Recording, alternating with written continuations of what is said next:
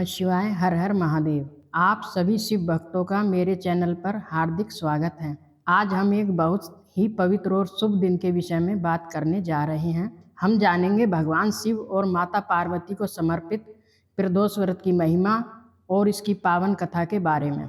इस बार 19 सितंबर 2025 को पड़ने वाला प्रदोष व्रत शुक्रवार के दिन है और इसी कारण से इसे शुक्र प्रदोष व्रत कहा जाता है। यह व्रत न केवल भगवान शिव की असीम कृपा दिलाता है, बल्कि शुक्र देव से संबंधित होने के कारण जीवन में सुख, समृद्धि, सौभाग्य और ऐश्वर्य की वर्षा भी करता है। तो चलिए आज इस विशेष दिन पर हम अपने मन को समस्त चिंताओं से मुक्त कर देवादिदेव महादेव के चरणों में लगाते हैं और सुनते हैं शुक्र प्रदोष व्रत की अद्भुत कथा, जो जीवन की दिशा बदल देने की क्षमता रखती है। शुक्र प्रदोष व्रत कथा इस प्रकार है। प्राचीन काल की बात है। एक नगर में 3 मित्र रहते थे। एक राजकुमार, दूसरा ब्राह्मण कुमार और तीसरा वैश्य कुमार। तीनों में बहुत गहरी मित्रता थी। राजकुमार और ब्राह्मण कुमार का विवाह हो चुका था। वैश्य कुमार का भी विवाह तो हुआ था, पर गोना नहीं हुआ था। एक दिन तीनों मित्र बैठकर अपनी पत्नियों की चर्चा कर रहे थे। ब्राह्मण कुमार ने अपनी पत्नी के गुणों की प्रशंसा करते हुए कहा, नारी के बिना घर भूतों का डेरा होता है।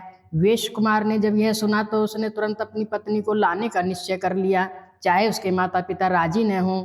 उसने अपने माता पिता से कहा कि वह अपनी पत्नी को लिवाने जा रहा है। माता पिता ने बहुत समझाया कि अभी शुक्र देवता डूबे हुए हैं, ऐसे में बहू बेटियों को उनके घर से विदा कराना शुभ नहीं माना जाता। लेकिन वह नहीं माना और अपनी ससुराल जा पहुंचा। ससुराल में उसकी बहुत आवाभगत हुई, लेकिन जब उसने अपनी पत्नी को विदा करने के लिए कहा तो उसके सास ससुर ने भी उसे वही बात समझाई जो उसके माता पिता ने कही थी। उन्होंने कहा, बेटा अभी शुक्र अस्त है, ऐसे में बेटी की विदाई करना अशुभ होता है। लेकिन वह अपनी जिद पर अड़ा रहा। वह किसी की भी बात सुनने को तैयार नहीं था। पति पत्नी बैलगाड़ी में बैठकर अपने नगर की ओर चल पड़े। नगर से बाहर निकलते ही उसकी गाड़ी का पहिया टूट गया और बैल की टांग भी टूट गई। दोनों को काफी चोटें आईं। वे जैसे तैसे आगे बढ़े तो रास्ते में उन्होंने डाकुओं से घेर लिया और उनका सारा धन माल लूट लिया। दोनों रोते पीटते अपने घर पहुंचे। घर पहुंचने तक वैश्य कुमार की हालत और भी बिगड़ चुकी थी। उसे सांप ने डस लिया था और उसके प्राण संकट में आ गए थे। जब ब्राह्मण कुमार को अपने मित्र की इस दुर्दशा का पता चला तो वह भागा भागा उसके पास पहुंचा। मित्र की ऐसी हालत देखकर उसे बहुत दुख हुआ।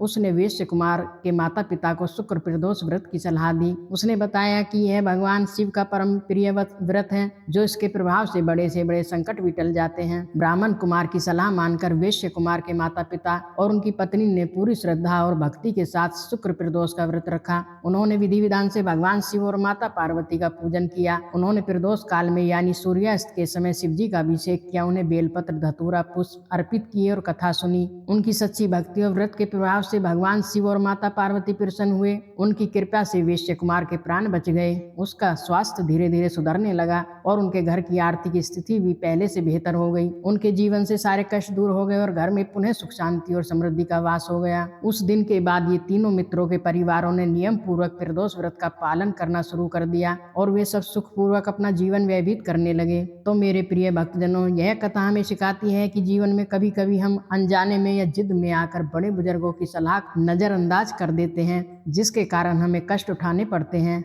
लेकिन यह कथा यह भी बताती है कि चाहे संकट कितना भी बड़ा क्यों न हो, यदि हम सच्ची श्रद्धा और पूर्ण विश्वास के साथ देवादिदेव महादेव की शरण में जाते हैं तो वे हमारी रक्षा अवश्य करते हैं। प्रदोष व्रत, विशेषकर शुक्र प्रदोष व्रत, न केवल हमारे पापों का नाश करता है, बल्कि हमारे जीवन को धन धान्य, सुख, समृद्धि और सौभाग्य से भर देता है। इस दिन प्रदोष काल में यानी सूर्यास्त होने से 45 मिनट पहले और 45 मिनट के बाद के समय में की गई शिव पूजा का फल अनंत गुना होता है। इस दिन आप भी भगवान शिव का स्मरण करें और उनका अभिषेक करें और यदि संभव हो तो इस कथा को सुने या दूसरों को सुनाएं। भोलेनाथ इतने कृपालु हैं कि वे एकमात्र के 1 लोटा जल और 1 बेलपत्र से भी प्रसन्न हो जाते हैं। आवश्यकता है तो बस सच्चे मन और निश्चल भक्ति की। कामना करते हैं कि भगवान भोलेनाथ और माता पार्वती की कृपा आप सब पर सदैव बनी रहे। इसी मंगल कामना के साथ अब मुझे आज्ञा दीजिए। हर हर महादेव। ओम नमः शिवाय।